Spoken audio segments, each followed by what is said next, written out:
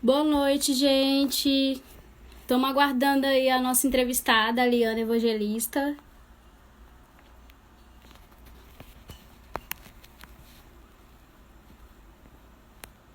Liana.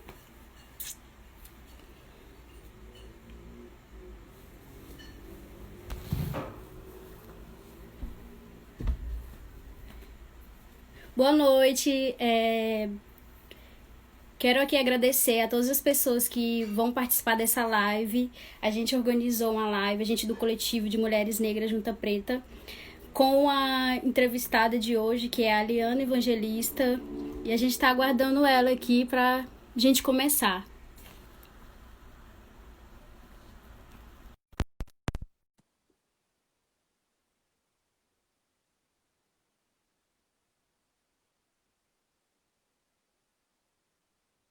Oi, Dandara. Oi, aceitou? Aceitei. Estão conseguindo me ver? Olha, não, você tá conseguindo me ver? Estou conseguindo. Então eu acho que é o probleminha mesmo do meu celular. Vocês Estou estão conseguindo conseguindo te ver ver. a gente? Eu estou conseguindo te ver e estou conseguindo visualizar também as pessoas que estão entrando. Ai, ótimo. Então Só vamos que a minha começar. imagem, a minha imagem está congelada. Ah, deve ser a internet. Vocês estão conseguindo me ouvir?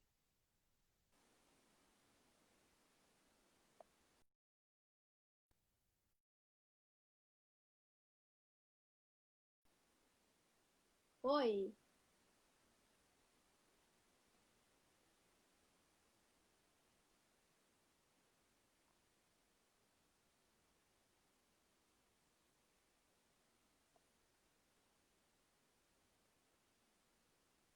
Não estamos Pronto. te vendo, Liana. Tá vendo agora? Estão me vendo?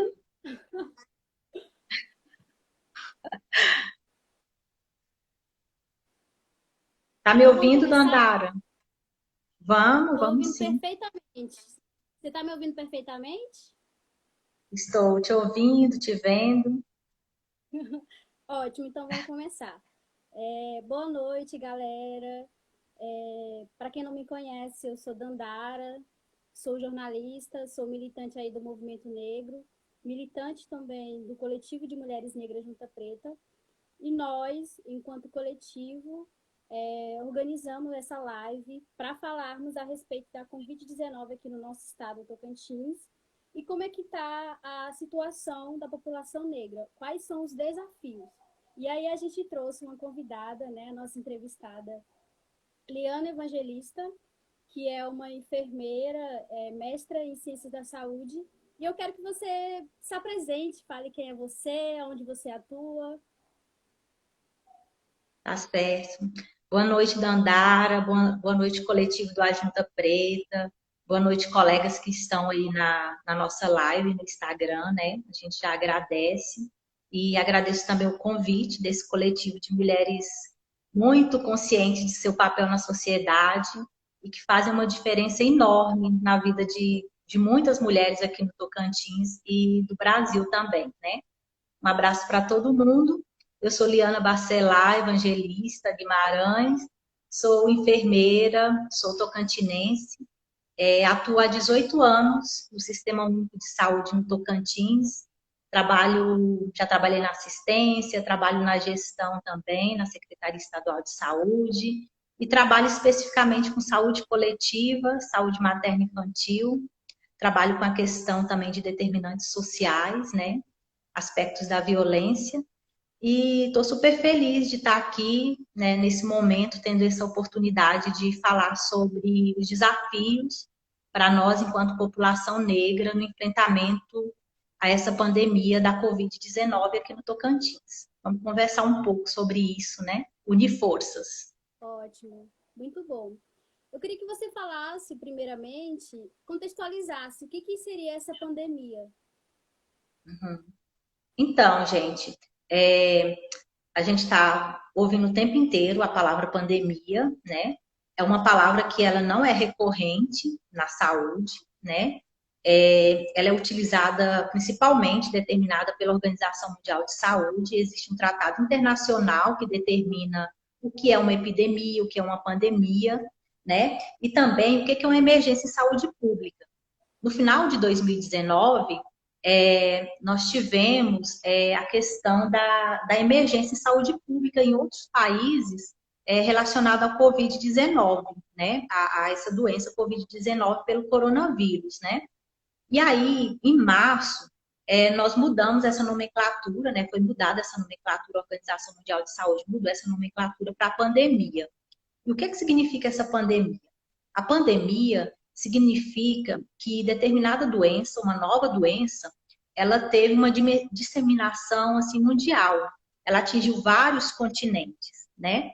E aí a gente até escuta as pessoas falarem, por que a Organização Mundial de Saúde não determinou logo que seria uma pandemia? Não determinou logo, em 2019, que seria uma pandemia, porque em 2019, a doença, a Covid-19, ela ainda não estava alastrada em diversos continentes. Então, só a partir de março, de 11 de março, é que a gente teve essa caracterização pela Organização Mundial de Saúde como pandemia. Ou seja, a doença ela atingiu vários continentes e está tendo uma transmissão contínua entre as pessoas. Historicamente, a gente teve relatos de pandemia, né? Então, assim, em 2009 nós tivemos uma pandemia, que foi H1N1, né? Aquela nova cepa do H1N1, aquela gripe, né? Ela foi terrível também, teve um impacto, mais de 1 bilhão de pessoas infectadas em 6 meses, né? E só que não teve a repercussão tão grande quanto a Covid-19, até por conta dessa letalidade, desse grau de rapidez que tá acontecendo, né? E em 1918, nós tivemos uma pandemia que é relatada nos livros, né? É uma memória mais recente que a gente tem, a pandemia da gripe espanhola. Também é considerada uma pandemia e atingiu mais de 50 milhões de pessoas com mortes, né? Então, assim, resumidamente, pandemia significa isso, uma disseminação mundial em vários continentes de uma nova doença. E aí, nesse caso, a gente tem essa nova doença, que é a do Covid-19, causada por um vírus, que é chamada novo coronavírus, né? O 2019 diz respeito ao ano que esse vírus foi isolado, que foi 2019. Então, é uma família de vírus, né? Que recebe o nome de coronavírus. E esse determinado da Covid chama Covid-19 por conta do ano que ele foi isolado pelos cientistas. Liana, e quais são os sintomas e os sinais da Covid-19? Então, é uma doença respiratória, como eu disse, é uma doença nova, existe um esforço imenso da comunidade científica para entender como é que essa doença ela está se comportando nos diferentes locais, né? Mas algumas informações já são consenso, como, por exemplo, a questão de determinar que é uma doença respiratória aguda, né? Que acontece de forma abrupta, né? Causado pelo coronavírus humano, SARS-CoV-2. Ela atinge determinados grupos, várias pessoas, né, independente de sexo e idade, a gente vai falar um pouquinho sobre isso também. E os principais sinais e sintomas é febre acima de 37,8, tosse, dispneia, que é a dificuldade de respirar, mialgia, que é a dor muscular, né? Fadiga muscular também, sintomas respiratórios, como uma gripe mesmo, e sintomas gastrointestinais, como diarreia. Mas ela se subdivide em sintomático, que são esses sintomas, esses sinais e sintomas que eu disse, mas ela também pode aparecer assintomático, sem nenhum sintoma. E a pessoa, mesmo sendo assintomático, não apresentando sintoma, ela continua transmitindo a doença. E aí ela se classifica como leve, moderado ou grave.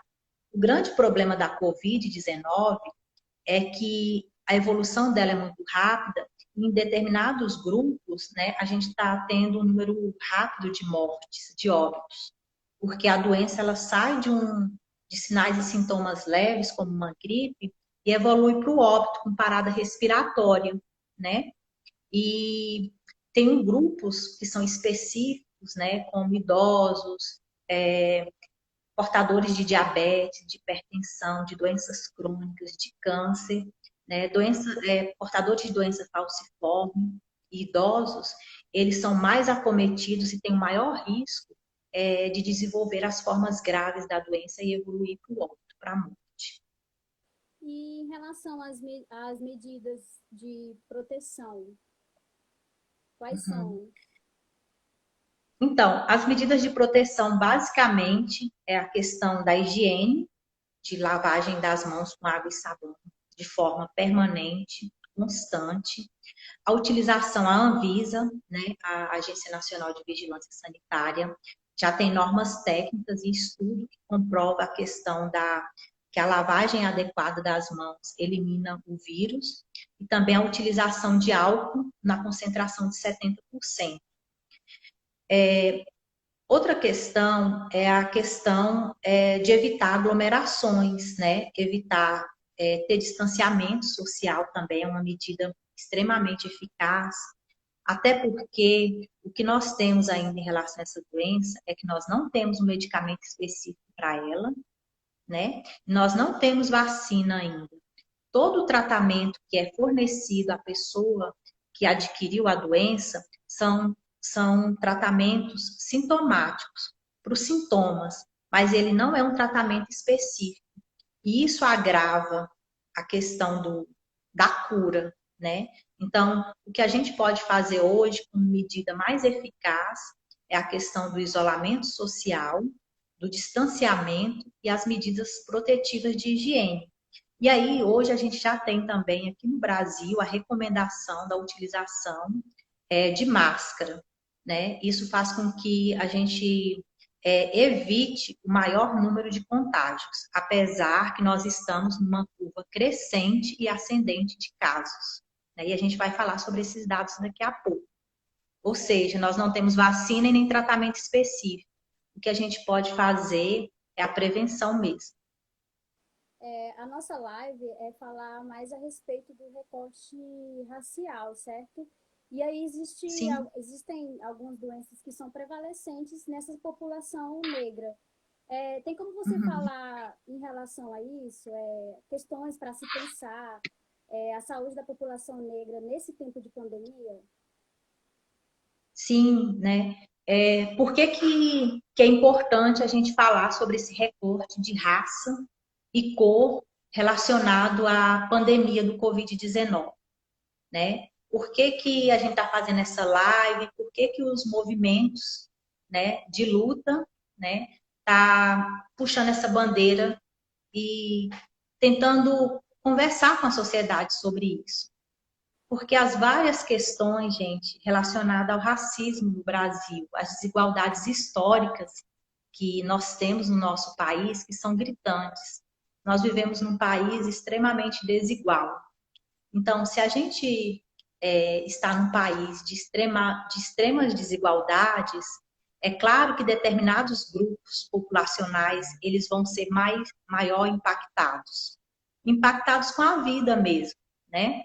Quando a gente fala que a principal prevenção da Covid é a questão do isolamento social, como é que a gente pode falar que essa é uma das principais medidas de proteção, que é ficar em casa, que é evitar aglomeração, quando a gente sabe que a maior parte da população negra brasileira são os profissionais que estão na linha de frente do trabalho? Se nós formos pegar quem não pode ficar em casa, quem é o trabalhador que é trabalho essencial no Brasil hoje? A maioria é a população negra. Se nós pegarmos os profissionais da saúde, a maior categoria profissional da saúde, que é a enfermagem, a minha categoria, por exemplo, se a gente for pegar a enfermagem, se a gente for fazer uma pesquisa para saber desses profissionais de saúde, por exemplo, a enfermagem, auxiliares e técnicos, vamos fazer um exercício pensando no nosso ambiente de trabalho. Nós vamos ter a maioria dessa categoria como população negra. Eles podem ficar em casa? Não. Se nós pegarmos o pessoal da segurança pública, a maioria é formada por população negra. Os entregadores, né, os deliveries que a gente utiliza, os entregadores, a pessoa que está trabalhando como motorista de ônibus, né, de metrô, os funcionários do supermercado, é população negra a maioria. Então, essa população, ela não fica em casa. Por quê? Porque elas são a população que, historicamente, eles são mal remunerados e eles estão na linha de frente. Então, por aí você já vê que a gente já entra num diálogo desigual. É uma população que ela não tem uma reserva financeira para poder ficar em casa. Ela está na linha de frente do risco, né? E aí entra outras questões também, como as condições precárias de vida da população negra, né? Nós sabemos que a renda, né, são poucos os ricos que são negros no Brasil, o que são de classe média. Então, como é que a gente pode falar no isolamento adequado dentro de casa, uma casa arejada, que tenha uma condição adequada, se nós temos a maioria dos favelados população negra? Então, assim, a gente está falando de uma relação muito desigual, né? E aí a gente parte para outras questões, como a questão do acesso à água potável, o acesso a saneamento básico, a garantia de renda, a proteção social, a assistência social. Quem é a população que ganha menos no país e que tem condições menos dignas de sobrevivência? A população negra. Então, a gente tem que fazer essa relação e temos que entender, não só os negros, mas a população inteira, né, os gestores principalmente, né, tem que entender que trabalho, exposição e isolamento social já coloca a população negra em desvantagem. Quando a gente fala das disparidades, das desigualdades estruturais históricas no Brasil, a gente já coloca a população negra no Brasil em desvantagem, né? A questão do acesso à informação, à educação, a qualidade de informação e a questão do acesso ao serviço de saúde também são diferenciados, né? A maioria da população negra, eles são SUS dependentes, né? A gente sabe que a maioria dos leitos hospitalares de média e alta complexidade de UTI, eles estão no privado, né? A população negra tem acesso a isso, né? Diversas questões, né, Liana?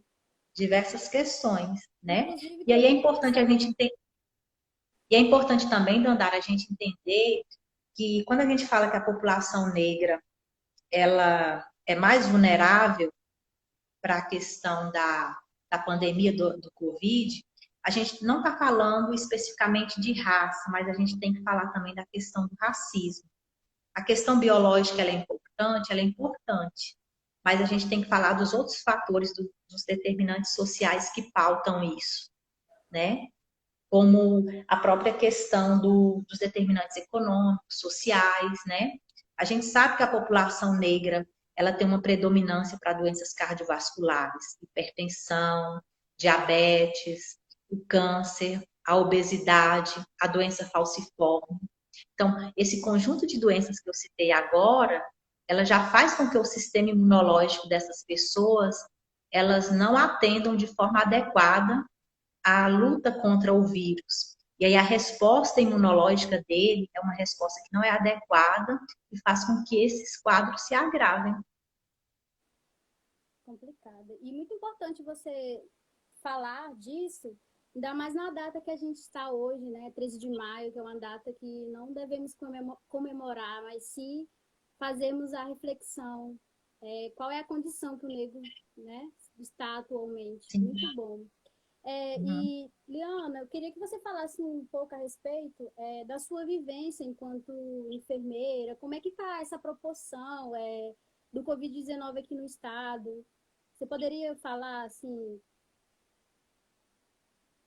O cenário, isso, como é que está esse cenário aqui no estado de Tocantins?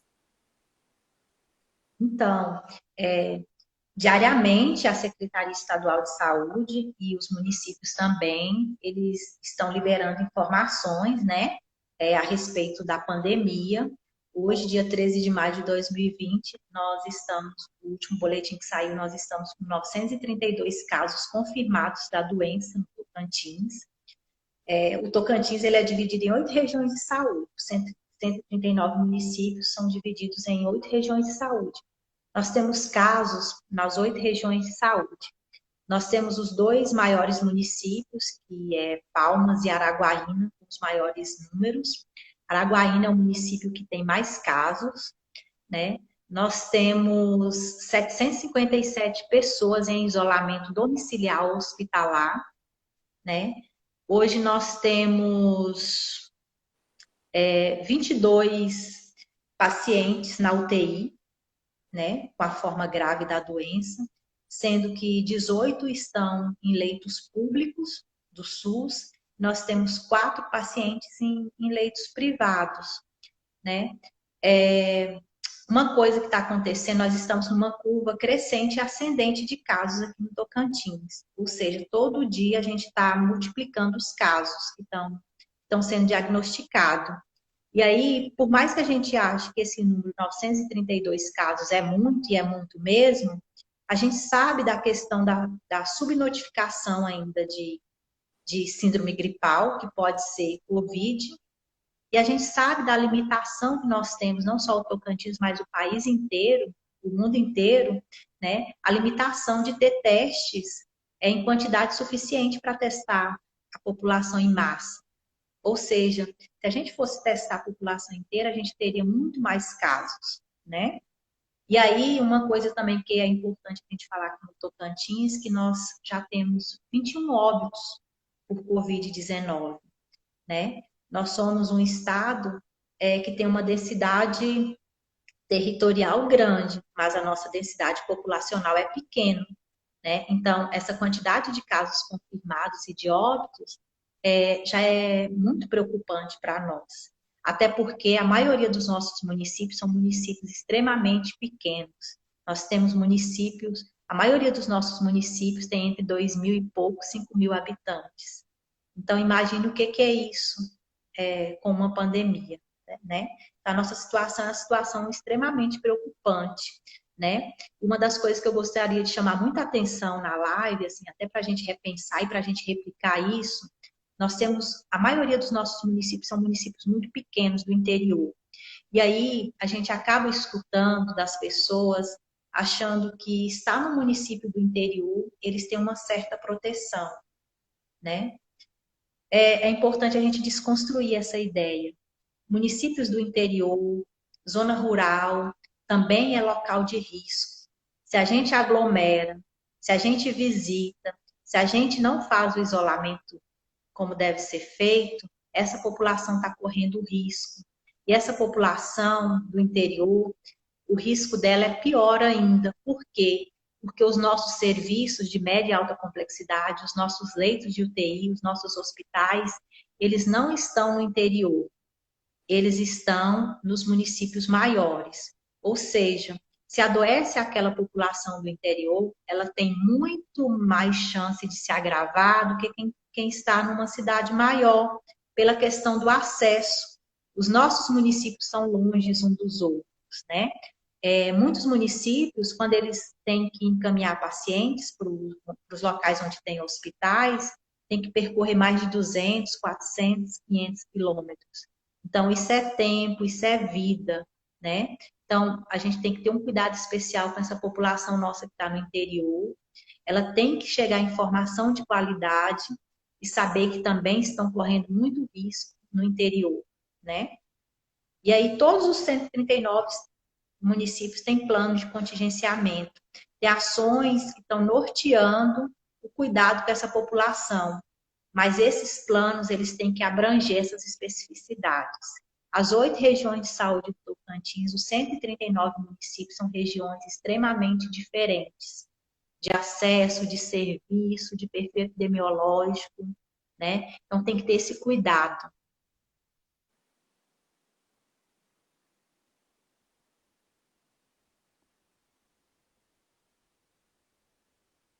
Vixe, eu não sei se é a minha internet ou a sua. Liana, Oi, acho que deu uma pausa assim sem querer. Não sei se foi sua internet ou a minha. eu estou te ouvindo. Tá, certo. E, assim, que medidas que estão sendo tomadas pelo poder público? Como você avalia a gestão diante dessa crise que estamos vivendo? Repete novamente, porque deu uma congeladinha aí na imagem e na voz.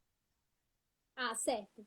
Eu perguntei o seguinte: que medidas estão sendo tomadas pelo poder público? E como é que você avalia essas medidas, a gestão da crise que a gente está vivendo, né, em relação à saúde pública? Uhum, tá certo. Uma coisa que eu esqueci de falar também em relação a esse último boletim de hoje é que dos 139 municípios, nós temos 50 municípios com casos positivos para a Covid, tá? 50 municípios. Então, assim, as medidas que estão sendo tomadas, né? Qualquer medida que for tomada antes de uma pandemia vai ser considerada, às vezes, extravagante ou até mesmo desnecessária antes de uma pandemia.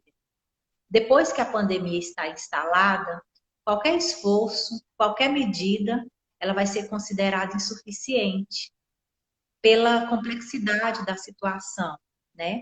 Então, o Estado ele está todo mobilizado para a questão da pandemia, a questão de investimento financeiro para as ações, né? Não só a Secretaria de Saúde, mas todos os outros órgãos do Estado. A gente teve um aporte aí maior de testagem, né? O próprio Laboratório Central do Estado ele está realizando muito mais testes, agora aumentou a capacidade e estão se unindo esforços de todos os lados, né? Tanto da gestão também quanto da organização de outros organismos para tentar diminuir o impacto dessa doença. Mas a gente tem que entender que são ações que elas são permanentes. Todos os dias nós somos desafiados enquanto gestão, enquanto poder público, enquanto sociedade civil para fazer mais. Porque no caso de pandemia, a gente tem necessidades que elas são gritantes o tempo inteiro, né? Não só com necessidade de leitos hospitalares, mas também uma série de outras ações que estão sendo, que são necessárias para a questão do enfrentamento, né? Desde capacitação de profissionais, compra de insumos, a questão da assistência social às famílias que estão impactadas, né?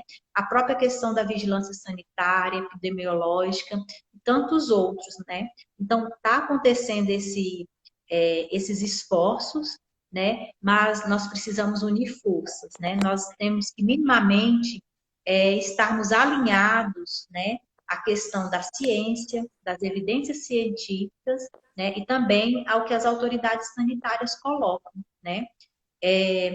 Cada município anda de um jeito, né? Cada território ele é diferente e tem uma necessidade de saúde, né?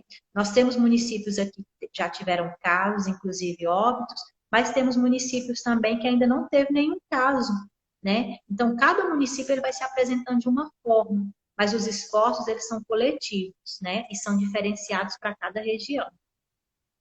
Certo. A gente está quase terminando nossa live. Está muito bom esse papo, muito importante falarmos disso. Está sendo muito clara, objetiva. Eu queria que você falasse, que você desse dicas assim ao alcance do povo negro, né, dessa população que está em situação aí de vulnerabilidade. É, outra coisa que eu acho que é importante também, que eu acho que eu não citei, a nossa população do Tocantins, nós temos população indígena, nós temos população quilombola, nós temos uma zona rural extensa, né? Nós temos população em situação de rua, né? Então, todas essas questões, elas têm que ser olhadas com muito cuidado.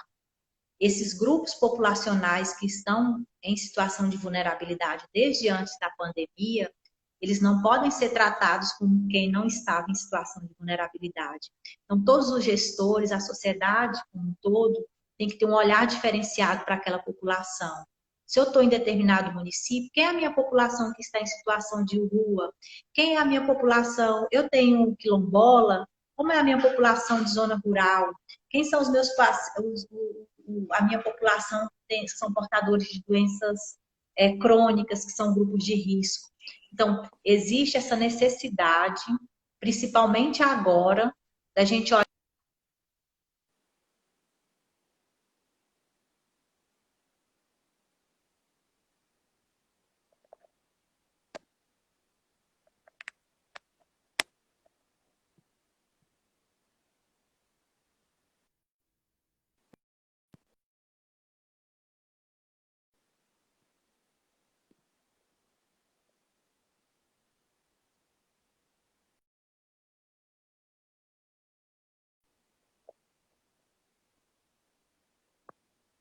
Vixe, eu acho que a internet da Liana caiu.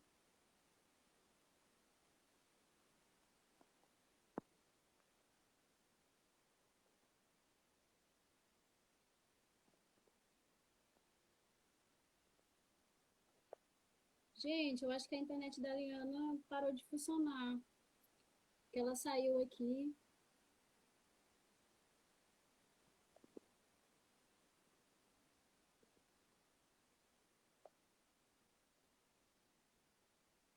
Tô ligando aqui pra ela de novo. Então... Oi, Dandara, tá me ouvindo? Ai, tô ouvindo. Sua internet caiu, foi? Tá me escutando?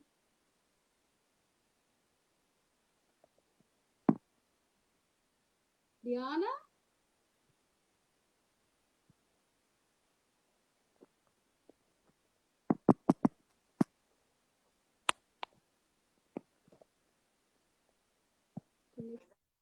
Oi, tá me escutando? Eu não sei se é a minha internet ou se é a sua.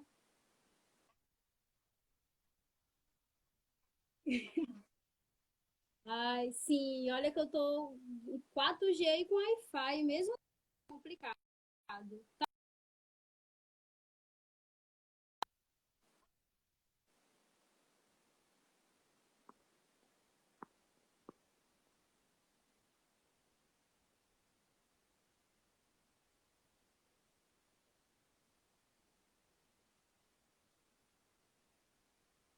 Oi, Dandara. Oi, Tô te vendo e te escutando, mas acho que você não tá me vendo, né? Você tá me ouvindo? eu tô te ouvindo, tá dando conectando. Não sei se é a minha internet ou a sua. Ah, tá. Quer que eu continue falando sem me ver? É, eu acredito que sim. Pode ser? Pode sim. Então, gente, essa questão da conectividade também é um desafio para nós aqui do Tocantins, né? O acesso. Tá ouvindo, Dandara? Tô te ouvindo. Então, eu estava falando sobre assim, as orientações, né, que a gente pode tá falando, né? E aí eu estava falando,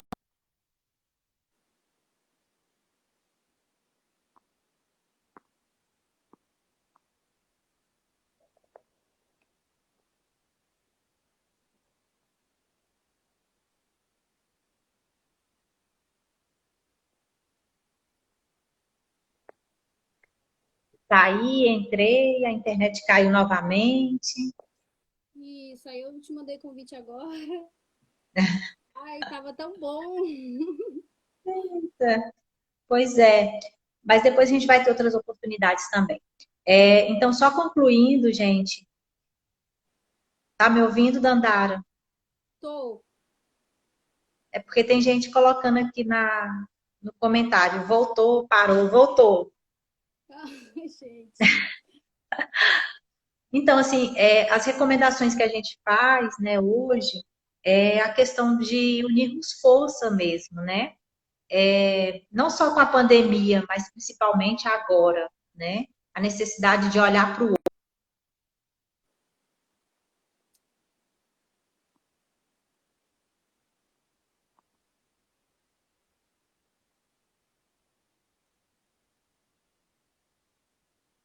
Tá bem difícil a conexão agora, não sei o que aconteceu, Tá né? complicado. Tá complicado. Peço desculpa, gente.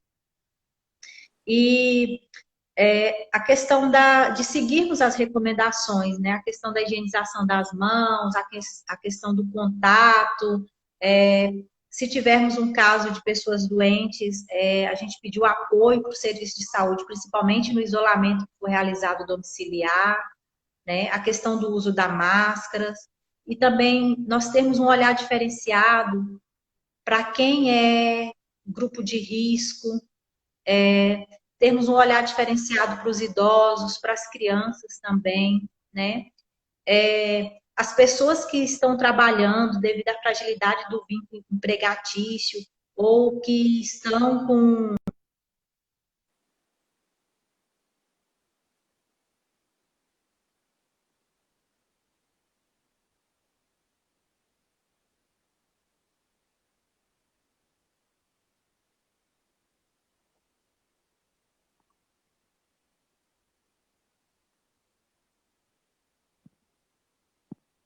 Gente, caiu mais uma vez. Eu não sei se é a minha internet ou se é a dela.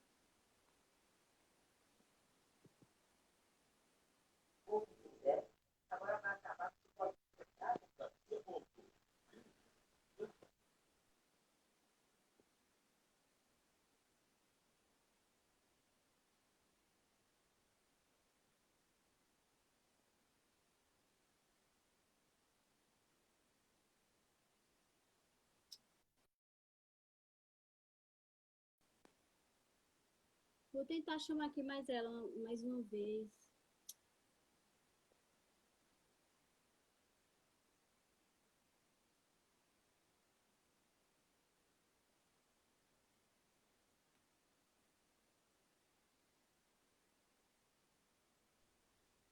Oi, Dandara. Oi, Eliana, a nossa internet não está nos ajudando.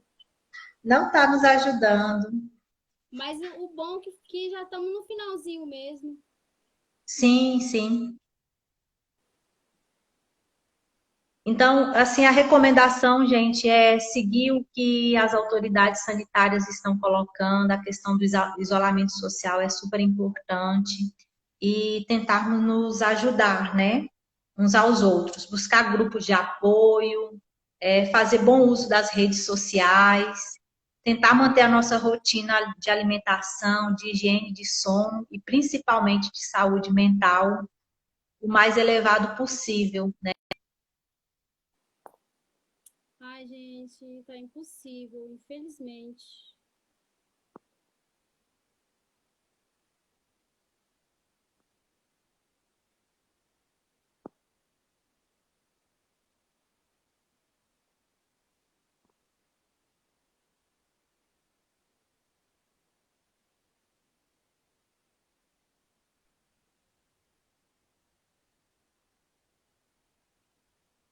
Oi, Dandara.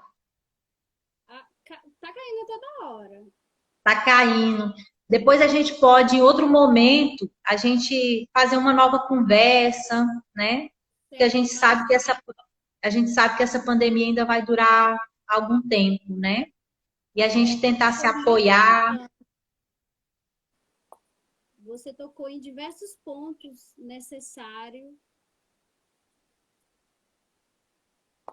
Tô te ouvindo.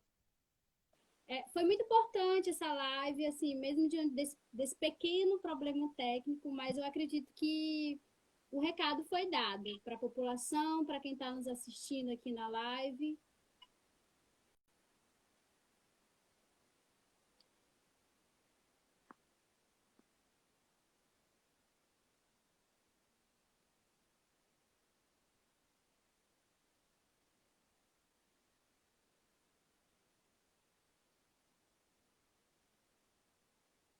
Tô te ouvindo.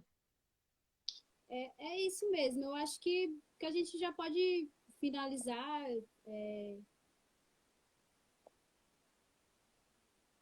Tá Estamos certo, finalizando. Dandara. Eu agradeço o convite. Depois a gente pode marcar outra. Vamos tentar uma conexão melhor, tá bom? Eu acredito que seja também o próprio Instagram, que eles colocam um limite nas lives. Será que a gente ultrapassou e não percebemos?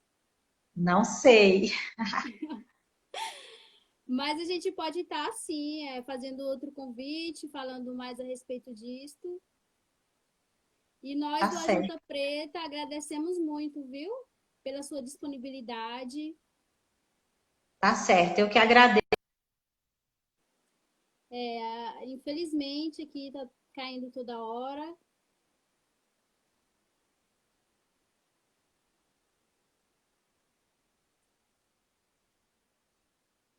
Dandara, obrigada. Vamos encerrar aqui a live, mas ela vai continuar aqui no Instagram para quem quiser ver, Tá certo. tá? E também é importante eu falar da nossa rede de solidariedade negra que a gente está tendo aí diante dessa crise aí da Covid-19. A gente está aí arrecadando recursos financeiros para a gente ajudar as pessoas que estão, as famílias que estão aí em situações de vulnerabilidade social. Então, quem quiser nos ajudar é só falar conosco aqui mesmo pelo Instagram do Ajuda Preta ou também pelo Instagram do MNU Tocantins. Tá certo, Dandara. Eu tô compartilhando.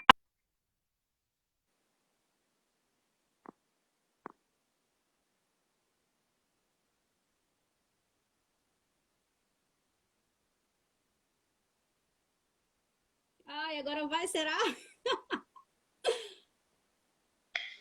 Voltamos, só agora que voltamos. Vamos nos Ai, despedir, meu né? Deus. Vamos. Será que teve alguma pergunta aqui no bate-papo? Porque meu celular, gente, ele hoje teve acontecer um probleminha. Não, eu não vi pergunta, não. As meninas estão colocando voltou, dando parabéns da Andara, tem palminhas aqui, né? Eu acho que. Será que dá para falar mais alguma coisa que você deseja acrescentar, que não falou? Eu acho que a internet vai segurar um pouquinho. Não, gente, eu acho que é só reforçar a questão da gente se apoiar, né? Eu acho que está um período que a gente precisa muito se apoiar, ajudar um ao outro, né? De onde a gente estiver, a gente pode fazer alguma coisa positiva no caso da pandemia, né? E assim, tentar cuidar de você, cuidar do outro, né? Porque só assim a gente vai conseguir sair dessa tempestade. Mas a gente tem que ser consciente que as marcas vão ser pesadas, né? Verdade. Mais uma vez, obrigada, viu? Por ter aceitado o nosso convite. E é isso. Fiquem de olho aqui no nosso Instagram, Junta Preta, que a gente, mesmo diante dessa pandemia aí, a gente está nos mobilizando, a gente está aí nos movendo diante aí de todas essas opressões que nos cercam enquanto mulher negra, né? O racismo, o machismo. E é Sim. isso. Vamos encerrar a live. Foi muito bom, viu, Liana? Tchau, tchau. Beijo, um abraço, até a próxima. Tchau. Tchau.